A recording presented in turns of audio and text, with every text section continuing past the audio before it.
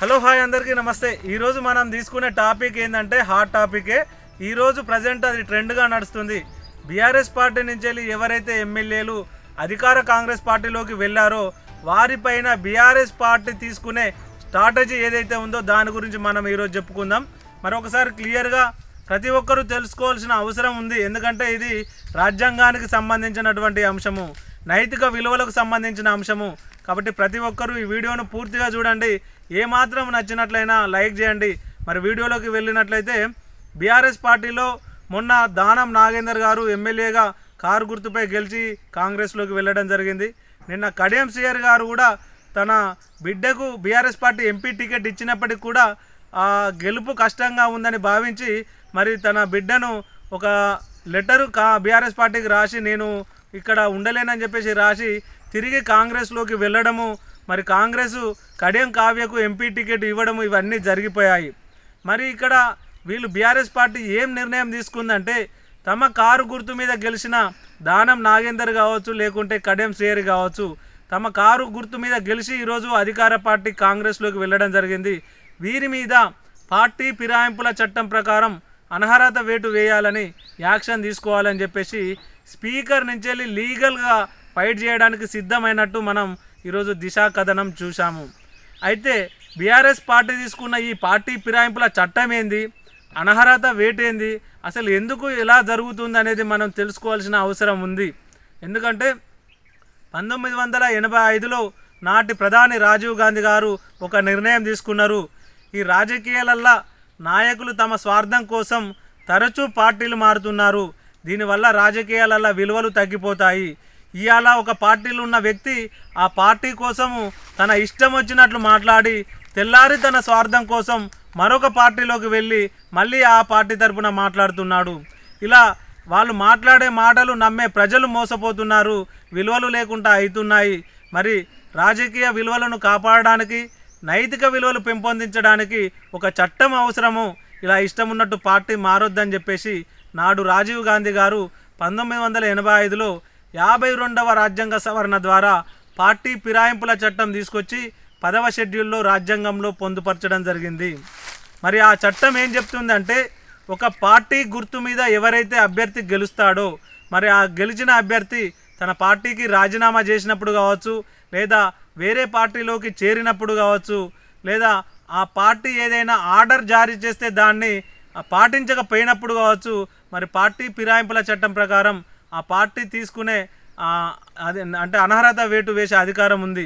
మరి ఈ అధికారం ఎవరికి ఉంది అంటే ఒక పార్టీ అప్పుడే ప్రజెంట్ మనం బీఆర్ఎస్ పార్టీనే తీసుకుంటే ఇప్పుడు బీఆర్ఎస్ పార్టీ నుంచి కడియం శ్రీహరి బయటకు వచ్చిండు, మరి కడియం శ్రీహరి మీద యాక్షన్ తీసుకోవాలని చెప్పేసి మరి స్పీకర్కు అప్లికేషన్ పెట్టాలి।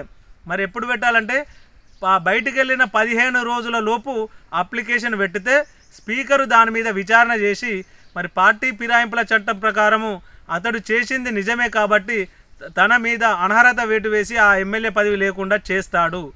మరి ఈరోజు బీఆర్ఎస్ పార్టీ దానం నాగేందర్ మీద కడియం శ్రీహరి మీద మరి పార్టీ ఫిరాయింపుల చట్టం వర్తించేలా మరి స్పీకర్కి అయితే వినతి పత్రం ఇచ్చింది। మరి స్పీకర్ నుంచి లీగల్ ఫైట్ కోర్టు ద్వారా లీగల్ ఫైట్ అంటుంది। మరి స్పీకర్కి నిర్ణయం తీసుకునే అధికారం ఉన్నప్పుడు మరి లీగల్ ఫైట్ ఎందుకు పోతుంది బీఆర్ఎస్ పార్టీ?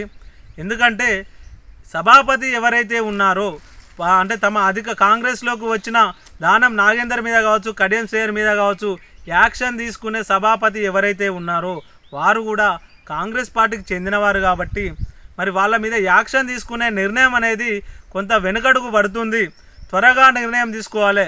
మరి వెనుకడుగు పడితే ఏమవుతుంది, బీఆర్ఎస్ ఎందుకు భయపడుతుందని చూస్తే మరి పార్టీ ఫిరాయింపుల చట్టంలో ఒక నియమం కూడా ఉంది।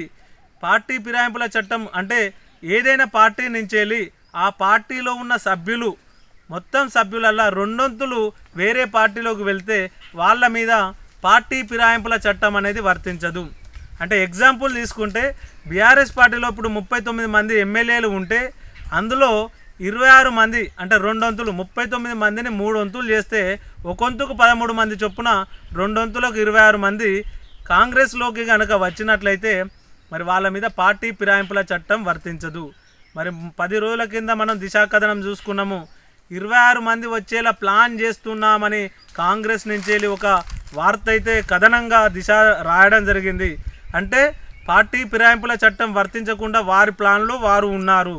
సో ప్రస్తుతానికి ఇద్దరైతే వచ్చిళ్ళు, మరి మిగిలిన 26 మందికి ఇంక 24 మంది రావాలి. మరి వాళ్ళు వచ్చేదాకా ఈ సభాపతి తన నిర్ణయాన్ని పక్కకు పెడితే మరి నష్టపోయేది బీఆర్ఎస్ పార్టీ. కాబట్టి తొందరగా నిర్ణయం తీసుకోవడానికి మేము లీగల్గా కూడా ఫైట్ చేస్తాము.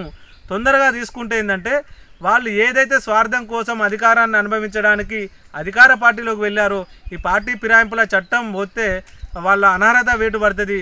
మళ్ళీ తిరిగి వాళ్ళు ఎన్నికలలో పాల్గొని గెలవాలి. కాబట్టి ఏదేమైనా వాళ్ళ రాజకీయంగా ఇబ్బంది ఎదురవుతుంది.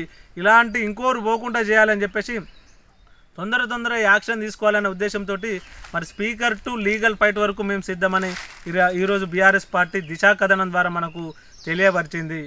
అంటే మనం ఒక్కసారి చూడాలి, ఇప్పుడు బీఆర్ఎస్ పార్టీ ఒక విధంగా రాజకీయంగా లాస్ అవుతుంది కావచ్చు, కాంగ్రెస్ పార్టీ అభిమానులకు కొంత ఆనందం కలిగియొచ్చు బీఆర్ఎస్ పార్టీ నష్టపోతుంటే. కానీ మనం నష్టపోయేది ఈరోజు బీఆర్ఎస్ పార్టీ. మరి 10 ఏళ్ల కింద కాంగ్రెస్ పార్టీ ఇదే పరిస్థితిని ఎదుర్కొన్నది. మరి వీళ్ళకు వాళ్ళు బుద్ధి చెప్తారు, వాళ్ళకు వీళ్ళు బుద్ధి చెప్తారని మనం ఆనందపడొద్దు. మరి ఈ విలువలే లేని రాజకీయాలు ఉన్నంత వరకు సమాజం ఏ విధంగా బాగుపడుతుంది? ఒక రాజకీయ నాయకుడు పార్టీలో ఉండి అధికారం అనుభవించి తన అధికారాన్ని దుర్వినియోగం చేసుకొని అక్రమంగా సంపాదించిన ఆస్తులను మరి ఈరోజు కాపాడడం కోసం తన స్వార్థం కోసం ఈరోజు మరి పార్టీని మారి మళ్ళీ అధికార పార్టీలోకి వెళ్తే నష్టపోయేది ప్రజలే. ఎందుకంటే తను అనధికారికంగా తన అధికారాన్ని దుర్వినియోగపరిచి సంపాదించిన సొమ్ము ఈరోజు ఈ పార్టీలో ఉంటే కొంత వెళ్ళగక్కే అవకాశం ఉంటుంది, అతని మీద చట్టపరమైన చర్యలు తీసుకునే అవకాశం ఉంటుంది. మరి ఆ అవకాశం ఉన్నప్పుడు భవిష్యత్తులో మరొకరు కొంత అధికార దుర్వినియోగానికి పాల్పడాలంటే వెనుకడుగు వేస్తారు. మరి ఇప్పుడు ఈయన అధికార పార్టీలోకి రాగానే మరి ఆయన మీద ఎటువంటి చర్యలు ఉండవు. అంటే నువ్వు ఒక పార్టీలో ఉండి ఎంతైనా అధికార దుర్వినియోగం చేసుకో, ఎంతైనా డబ్బు సంపాదించుకో, ప్రజలను మోసం చేయి, వారిని నట్టేటన ముంచి తిరిగి మళ్ళీ రేపు వేరే అధికారంలో వేరే పార్టీ వస్తే తిరిగి ఆ పార్టీలోకి వెళ్తే నీ డబ్బునంతా కాపాడుకున్నట్టే కదా. మరి దీనివల్ల సమాజం నష్టపోతుంది, ప్రజలు నష్టపోతారు. కాబట్టి ఈ విలువలేని రాజకీయాలను మనం అస్సలు క్షమించొద్దు. ఇలాంటి వ్యక్తులు మళ్ళీ మన దగ్గర ఒకవేళ అంటే ఓటు హక్కు ద్వారా వాళ్ళ గెలుపు కోసం ప్రయత్నం చేసినప్పుడు ఖచ్చితంగా ప్రజలు బుద్ధి చెప్పాలి. ఇలాంటి వారిని రాజకీయంగా బొందబెడితేనే మంచి భావితరాలకు మంచి రాజకీయ భవిష్యత్తును ఇచ్చే వాళ్ళం అవుతామని చెప్పేసి మన ఛానల్ ద్వారా మీ అందరినీ కోరుకుంటున్నాను. Thank you.